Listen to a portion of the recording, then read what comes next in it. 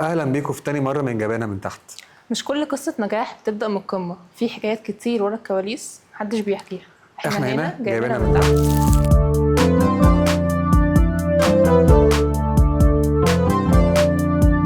تحت. معانا النهارده ممثل شاب قدر يلفت النظر من اول ظهور ليه على الشاشه وخلى الناس كلها تسال مين ده.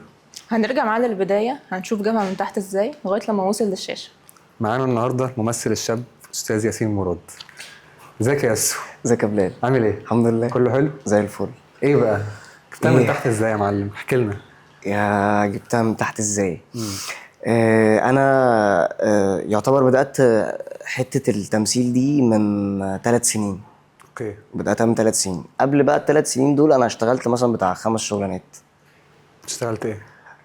اشتغلت في شركة استيراد وتصدير، كنت شغال في مخزن تحت، عارف الباليتات بتاعت البيبسي؟ كان اسمها باليتا بقى، فدي كنت شغال ان انا بحملها على العربيات. اوكي. بس وبعد كده رقوني في الشركه يعني، بقيت فاشتغلت لا اوفيس بوي. اشتغلت الاوفيس بوي. والله كنت شغال تحت في المخزن، فرقوني بقيت شغال اوفيس بوي بقى وسط بقى المحاسبين ده وبتاع. بعد قد ايه الترقيه دي جت؟ يعني الترقيه دي جت مثلا بعد 3 شهور. طب حلو. فكان شغلي كويس، كنت بعبي العربيات كويس. كان تمام. بس وبعد كده اشتغلت في كوب، اشتغلت بتاع سيلز اللبس. بتاع اللبس. أيوة. اشتغلت كوب، كنت شغال سيلز، قعدت برضه اشتغلت فتره. وبعد كده دخلت عالم البرفيوم شويه، اشتغلت سيلز برضه. وبعد كده قلت عايز اغير، اشتغلت ريل استيت بس ما كملتش. توت تويست. شغلانه مليانه اشتغلت ضغط في- قوي. شغلانه وحشه قوي يعني، هي مش وحشه، هي شغلانه صعبه وهيدك ومكالمات وناس وبتاع، فما ما كملتش فيه. ما عرفتش، فما كملتش معاه. بس وبعد كده جه بقى التمثيل. جبت تمثيل. طيب انت ما دخلتش، يعني ما فكرتش انك تخش معهد فنون مسرحيه صح؟ انت خريج ايه اصلا؟ لا انا خريج كمبيوتر ساينس اكاديميه الشروق. اوكي. يعني انت اصلا ما فكرتش انك تدرس تمثيل؟ لا دخلت المعهد. دخلت المعهد؟ ايه اللي حصل؟ قدمت في المعهد. ايه ده قدمت في المعهد؟ قدمت طب في احكي المعهد. لي ازاي حصل ازاي؟ قدمت في المعهد من 2 سنين اوكي. واترفضت.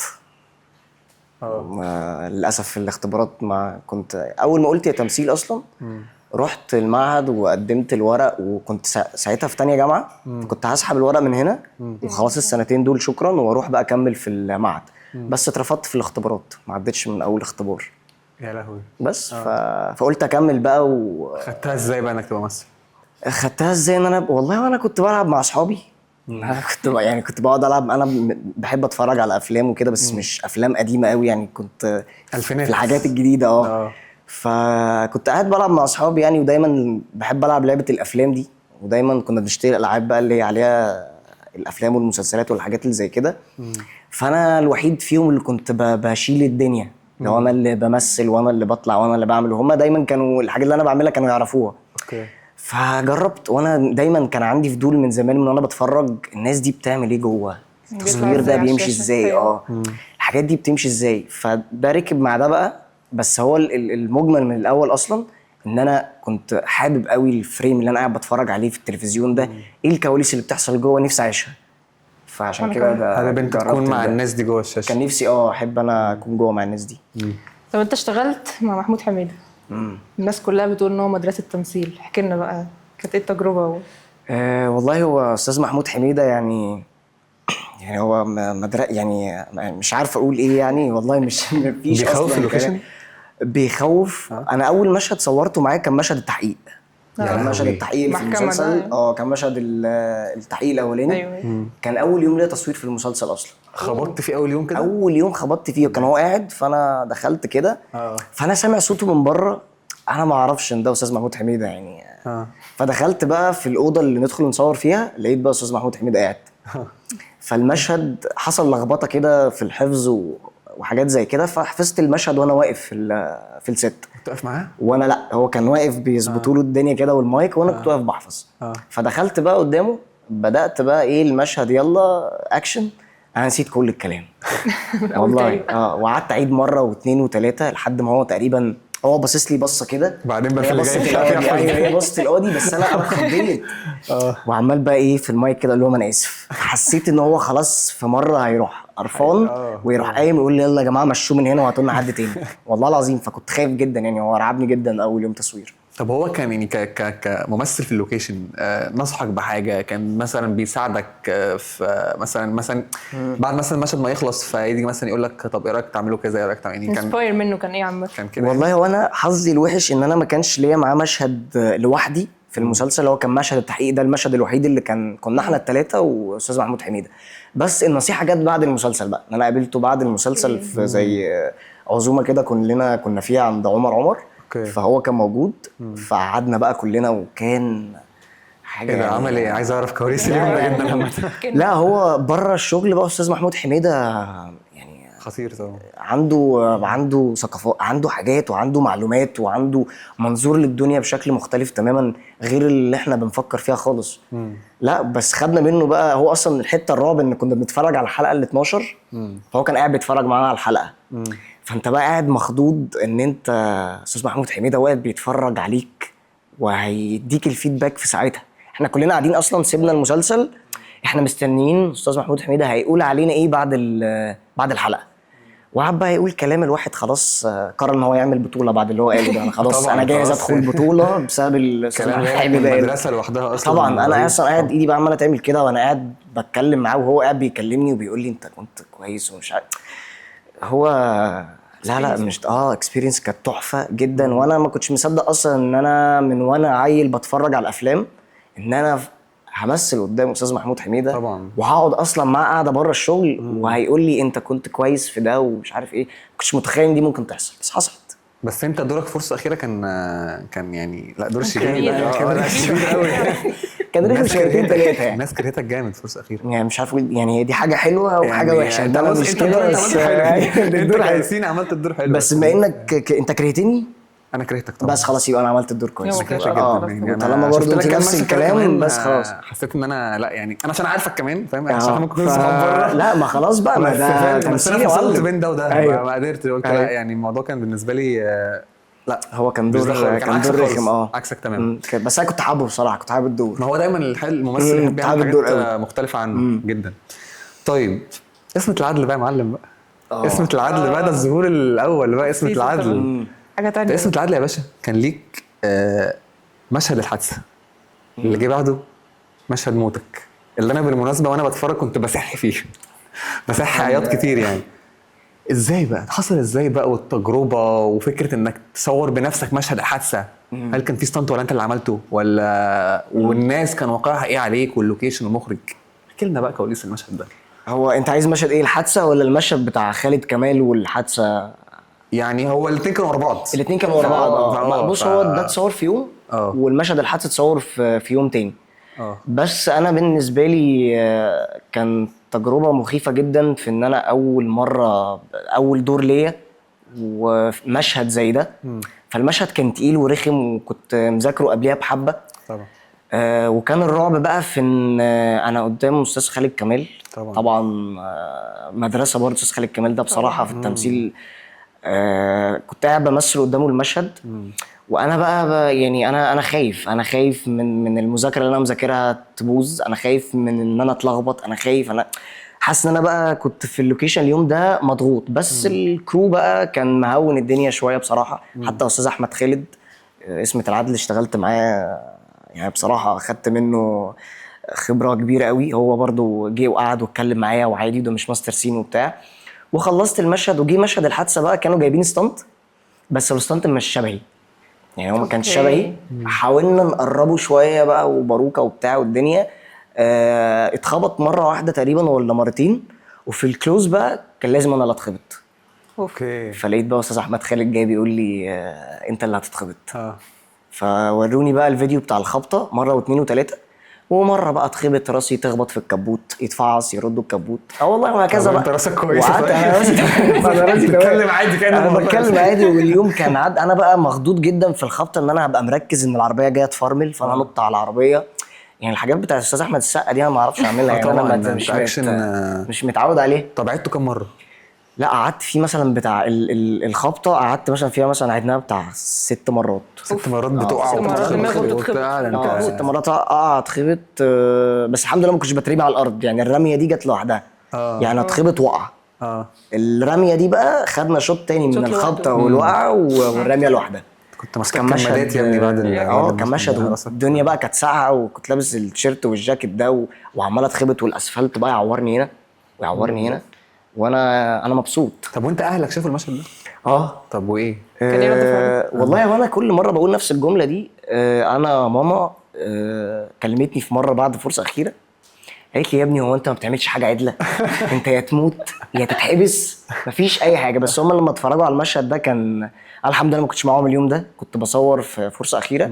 بس هم كلموني بقى وعياط بقى لان هي مش شايفه ان هي ده تخيلت ممثل. إن ده ابنها فعلاً. تخيلت ان ده ابني، هو اللي اتخبط، هو اللي وقع، هو اللي مات. بالذات بقى الحلقه ال30 استاذه دنيا ماهر. على فكره لا انا كان طبعاً. عندي نفس الراي، يعني النظره برضو بتاعتها نفس ان انت برضو لما بعد مشهد موتك صاحبي هو ده انا كان عندي هو آه. ده ياسين اللي مات ده ولا ده؟ كان لا عندي لا نفس لا طب والكواليس مع استاذ ايمن العاصي كانت ايه بقى؟ من لا العصر. لا استاذ ايمن كانت العاصي علاقتكم حلوه قوي في المسلسل. جدا جدا. الكاست كله، استاذ عابد عناني واستاذ رشدي الشامي واستاذ دنيا ماهر وخالد كمال وألفت امام وايمان العاصي وخالد انور. كانت عيله بجد. كنت حاسس ان انا فعلا ان دول اهلي بجد في المسلسل. استاذه ايمان العاصي بقى انا قعدت معاها بتاع 3 ساعات كده قبل المشهد اللي احنا صورناه. قعدت بقى، انا كنت مرعوب جدا، انا طول المسلسل بصور معاهم، بس ده كان اول مشهد بيني وبين استاذ ايمان العاصي. فانا كنت قاعد مخضوض بقى، ولقيتها بقى حد جه خبط عليا قال لي استاذ ايمان العاصي عايزاك. فرحت بقى قعدت بقى هي تقعد تتكلم معايا وما تتوترش وبتاع ومش عارف ايه، وتعالى نلعب وقرينا المشهد وعملناه.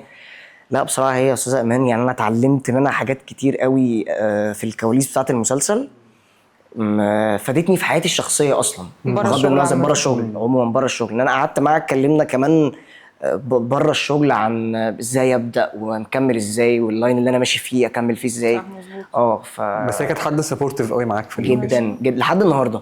هي بجد؟ اصلا لحد إيه ده؟ النهارده انا اصلا الحلقه لما نزلت بتاعت خالد كمال، المشهد اللي هو الماستر سين ده، هي بعتت لي فويس نوت انا مش قادر انساه لحد النهارده. قالت لك الكلام بتقول إيه؟ اللي فيه قالت لي انا هتكسف اقول الكلام.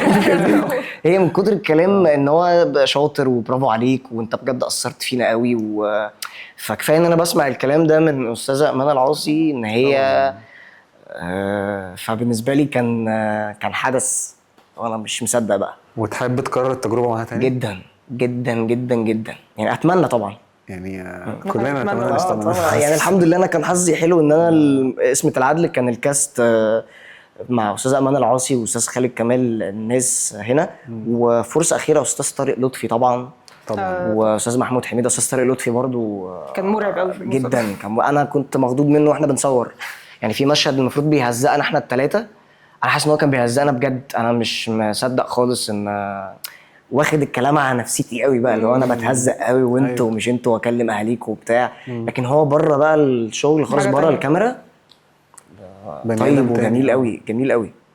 وانا دلوقتي لو انا مخرجه ماشي، لو جيت عرضت عليك فيلم، ايه الشخصيه اللي تبقى عايز انت تعملها، تتمنى تعملها ولسه محدش شافك فيها؟ انا بصراحه نفسي اعمل كوميدي قوي. كوميدي؟ هموت اعمل تحفة كوميدي. ده. عايز نغير بقى شويه. انا مت مره واتحبست مره ده اضحك مره. نفسي اضحك والله. بس ده عامه بيبقى اصعب، انت تقنع جداً. اللي قدامك اللي هو يضحك بجد، مش يضحك اللي هو اي ما كلام. يعني مش عارف، بس يعني انا نفسي اجرب وبحاول. يعني ان شاء الله الله اعلم الحاجات اللي جايه هل هيبقى فيها كوميدي ولا لا، بس نفسي العب كوميدي. وخد بالك كمان ان الكوميديا الافيه، يعني المواقف هي اللي بتكسب هي اللي كوميديا بتكسب. الافيهات. ايوه وكوميديا مواقف صعبه، انك تخلق من الموقف نفسه حاجات تضحك لايف اون اير كده. الموضوع لا بجد هي دي. وخلي بالك في كوميديا افيهات ما زالت برضه ولو شغاله. لو إفيه علق لو مع إفيه الناس. علق مع ناس يعني زي مصطفى غريب مثلا. مصطفى طبعاً، غريب ده طبعاً. ما شاء الله مدرسه في كوميديا المواقف يعني جدا. يعني واستاذ محمد ومحمد ثروت طبعا فافيهات الافيه اللفظي طبعا مدرسه برضه. طبعا. بس انا ما تشوف الحاجات اللي جايه بقى هنعمل متحمسين كوميدي ولا عامة. لا. جدا. إيه؟ طب انت متحمسين عامه. يا رب. طب انت ليك سابق تجربه في المسرح؟ اشتغلت مع استاذ محمد وتاجر تاكا في يلا مصر. ايوه جيت انا حضرت لك كام حاجه كده. ايوه. احنا طبعا عارفين ان اي ممثل التاسيس الصح بتاعه بيبقى المسرح. من المسرح. فانت بداتها السينما بعدها جربت المسرح؟ لا صح انا بدأتها ولا انت مسرح الاول. مسرح بعد كده الاول. طب ماشي، حلو المسلسل قوي. جه بعد المسرح. هو اسم اسم العدل حلو. جه بعد المسرح. ايه بقى احساس المسرح بالنسبه لك بقى كاول وقفه على الخشبه وانت في مختلف مسرح ده. كبير بقى هتصدقني لو قلت لك ان انا الرعب بالنسبه لي كان الكاميرا اكتر من المسرح، او يمكن عشان المسرح ما كانش الدور كبير، كان يا دوبك جملتين، فما كنتش بلحق اقف على المسرح على الخشبه كتير قدام الناس بقى واقعد اتكلم واخد في فيدباك. بس قدام الكاميرا أنا حسيت ان الرهبه هنا كانت اكتر. بس انت كنت بتعرض كذا ليله. كنا بنعرض كذا ليله بس انا ايه يعني انا وجود كنت طبعا بقى بالكوم ناس ناس كتير بقى، وانا اللايف كنت كمان. وكنت بدخل بقى اقول المترو بيقفل الساعه 12 من بعد 12 عيش وانزل على الخشب. انا كنت كل يوم بقعد اعمل بروفا من 4 الفجر، من 4 العصر ل 4 الفجر كل يوم في فندق موفنبيك على الجمله دي، ان انا بروح اقول الجمله دي كل ده على الجملة واروح بقى يعني اقعد طول اليوم الناس شغاله جنرال تمام، يجي الحته الدخله بتاعتي اروح داخل قايل الجمله دي واروح. طب اوتاكا ايه بقى؟ بس أنا اوتاكا بحب أوي أوتاكا ده عامة. مش طبيعي، لا مش طبيعي. اشتغلت معاه مره كده ولا بني ادم فايه بقى ما كان معاك في المتر كان معايا في سمير المتر سمير كان لا ايه بقى مش معاكم طبيعي في المسرح. يعني هو كقائد عنده، هو مدير افتراء صح؟ هو كان المخرج كان ده ايه كان بقى المخرج. يعني بيتعامل اللي هو معامله المخرج بقى دي، ولا هو خلاص في بعضه كلنا؟ هو اوتاكا، هو محمد اوتاكا ممثل مخرج بره في الحياه. هو محمد هو مش طبيعي، هو راجل بسم الله ما شاء الله، عنده قبول بسم الله ما شاء الله مش طبيعي يعني. وانا بحبه بصراحه واستفدت منه وخدت منه خبرات كتير قوي في المسرح يعني. لولا انا ما كنتش هعرف امثل المسرح خالص. انا اصلا اول يوم جيت قعدت معاه قلت له انا ما اعرفش حاجه عن المسرح، ما اعرفش بقى الوقفات ان انا ما ينفعش اقف بجنبي لازم اقف بوشي وكده. هو قال لي سيب نفسك انا هعرف اظبطك. وبيضحك في الحقيقه زي بيضحك في الحقيقه. هو يعني هو بيمثلش هو محمد هو محمد اوتاكا هو تلقائي بسم الله ما شاء الله، وهو القعده معاه برده تحفه. طب تعالى نرجع ورا شويه، احكي لنا بقى اول اوديشن كان ايه؟ اول اوديشن باليوم الاوديشن جالك كان ايه؟ تحضروا ازاي؟ اول اوديشن كان جاي لي عن طريق مكتب تركواز، كاستنج دايركتور احمد تمام. هو جالي الاوديشن فكلموني، فرحت عملت المشهد. جالي الساعه 12 بالليل، كان ايمن فاروق موجود هناك في المكتب، كلمني وقال لي عندك الاوديشن ده احفظه كويس. رحت المكتب، عملت الاوديشن، اتلخبطت اول مره، في تاني مره، في تالت مره، لحد ما ايمن زهق مني قال لي بقول لك ايه ركز مش عارف ايه بتاع. قلت له تمام انا اسف ومش عارف، اصل انا مخضوض بقى، انا اول مره يعني اول مره اعمل اوديشن. ده كان على ايه الاوديشن ده؟ كان على اسم العدل. كان على الدور بتاع اسم العدل فعملت بقى الاوديشن وقال لي تمام، وخارج انا متضايق قوي بقى. انا الاداء اللي انا عملته ده ما يعديني، ما يخلينيش اعدي في الست كده لو اعدي بس عليهم ما يعدينيش. بس وكلموني بعديها ب3 ايام قالوا لي المخرج عايز يشوفك استاذ احمد خالد. ورحت قعدت معاه، كانت قعده رعب برضه بس انا مبسوط، انا قاعد مع استاذ احمد خالد وعملت الاوديشن قدامه. وبالعكس بقى ما اتلخبطتش خالص، ما خفتش خالص. وبعديها بقى باسبوع كلموني قالوا لي مبروك عليك الدور. فكان اول اوديشن. دخلت الست فعلا. دخلت الست بقى. دخلت الست فعلا. فهو كان اول اوديشن كان رعب يعني. انت ما شاء الله انت عدته 6 مرات، وطبعا طالع اي حد هيطلع بعد كام هذه الاعداد هيقول خلاص رميت بقى ما فيش بقى، انا انسى الدور تماما. سبحان الله هو اللي جالي. سبحان الله. وعملته تاني قدام استاذ احمد خالد ساعتها عملناه في المكتب. وساعتها بقى رحت بروفة الترابيزه دي، كانت اول مره اعرف يعني ايه بروفة الترابيزه. انا قاعد مع استاذ احمد خالد والممثلين وقاعدين بنقرا الورق. فلا هي اسمة العدل كله على بعضه من البدايه للفركش كانت اكسبيرينس مش طبيعيه قويه قوي. الحمد لله يعني اتبسطت ان هي علمت مع الناس. لا الحمد لله الفيدباك حلو قوي. تيجي نلعب؟ يلا بينا. جاهز؟ بس بالراحه يعني يا جماعه. بالراحه عشان انتوا الاثنين انا حاسس. لا بس هي لعبه بسيطه جدا ان شاء الله، بسيطه يعني مفيش حاجه. هجيب لك 2 ممثلين تمام شاركوا او عملوا حاجه مع بعض، وانت هتقول لي حد ثالث مشترك بينهم اشتغل مع ده واشتغل مع ده، بس مش شرط في نفس العمل. مش شرط يعني ماشي ماشي اوكي. احمد مكي ومحمد رمضان. احمد مكي ومحمد رمضان. احمد مكي ومحمد رمضان. احمد داش اشتغل مع احمد مكي في ايه؟ ما اشتغلش مع مكي. انا شغلت مع مكي وما اشتغلش مع مكي. انتوا جايبين او ممثله عادي. مش شرط يعني. صح ممثله بس برضه انا ناسي. انا يا جماعه عادي. خلي بالكم انا شاطر والله بس انا بنسى يعني. انا بنسى في طب خش على السؤال اللي بعده، انا افتكرت هقول لك. طب ماشي، قولي اقول لك يعني التاني. طب مثلا ماشي. طب عادل امام مع احمد حلمي. عادل امام واحمد أحمد حلمي. حلمي. اللعبه دي صعبه قوي يا جماعه. اللعبه دي صعبه قوي، يا نهار ابيض. خد بالك انت في السؤال الاول هي في ده- ممثله ومعروفه، عشان بس يعني بحاول اسهلها عليك. اشتغلت مع ده واشتغلت مع ده، هي ميجا ستار يعني. استاذه دنيا سمير غانم. صح في ايه بقى؟ صح. ايوه بس استاذه دنيا سمير غانم اشتغلت مع احمد مكي في الكبير، ومع محمد رمضان. مش شرط دراما، عملت سينما ايه معاه؟ يا لهوي انا مش فاكر. انا مش فاكر. طب قول كان فيلم كان رمضان طلع فيه ظابط. طالع فيه ظابط. ظابط إيه قديم بقى؟ شويه. ومراته إيرور. اتقتلت شد اجزاء. والله العظيم. شد اجزاء. يا لو شفت؟ عشان انت كده ما عشان شفتش الفيلم ده؟ لا ما اتفرجتش عليه. عشان ماشي. كده لو كنت اتفرجت عليه كنت هعرف. طب سؤالها، انت قلت له مين؟ عادل امام واحمد حلمي. انا احمد حلمي. عادل امام واحمد حلمي. يا نهار اسود ومنيل علينا. يا نهار اسود. انا كل حاجه من هنا اتبخرت. هتجيبها. محمد هنيدي. لا. لا مش هنيدي. لا صح. هنيدي عمل ايه مع عادل امام؟ اشتغل مع استاذ محمد، اشتغل مع عادل امام. في ايه؟ مش فاكر. انت خدت بالك ان انا بودي يعني. الفيلمين فايرل. الفيلمين فايرل بتاع ده وده. عادل امام واحمد حلمي. طب ما تدوني هنت كده يعني، سهلوها عليا اديله شويه هنت. عشان جايين عليا قوي. ممثل كبير يعني معروف، ميجا، مش شاب. اوكي. كريم عبد العزيز. لا. انا كده هرص كل الممثلين اللي في ستار. انتوا يا جماعه اللعبه دي صعبه قوي. هسهل عليك شوية. ماشي الشخصية دي كانت عاملة مشكلة بين الأب عادل إمام وبنته، كان هو في النص ما بينهم. يا عم يا عم ده انا عرفته يا عم. انا عرفته والله. اسمه ايه؟ شريف منير. صح شريف الحمد منير. لله على السلامة. ايوه شريف منير. الفيلمين بقى. لا العريس من جهه امنيه. صح. التاني أحمد حلمي. بتاع احمد حلمي. لا مش فاكر. بس انا شخصيا بحاول ماشي. انا لا تقريبا افتكرت فيلم تقريبا يعني، ان شاء الله يكون هو. طب يعني؟ طب قصته كانت ايه؟ هنت منه بسرعه كده. انت مش عارفه الفيلم صح؟ لا أنا عارفة. انت عارفه الفيلم؟ أنا قلت هتعرفه. اديله انت بسيط. انت بسيط. قوي. انت اسمه ضلمة كده شوية. اسمه ضلمه. شوية. اسمه ده. ايه اسف على الازعاج؟ لا. لا ما كان هنقول له الفيلم خلاص ولا ضلمه إيه؟ يعني. نقول له.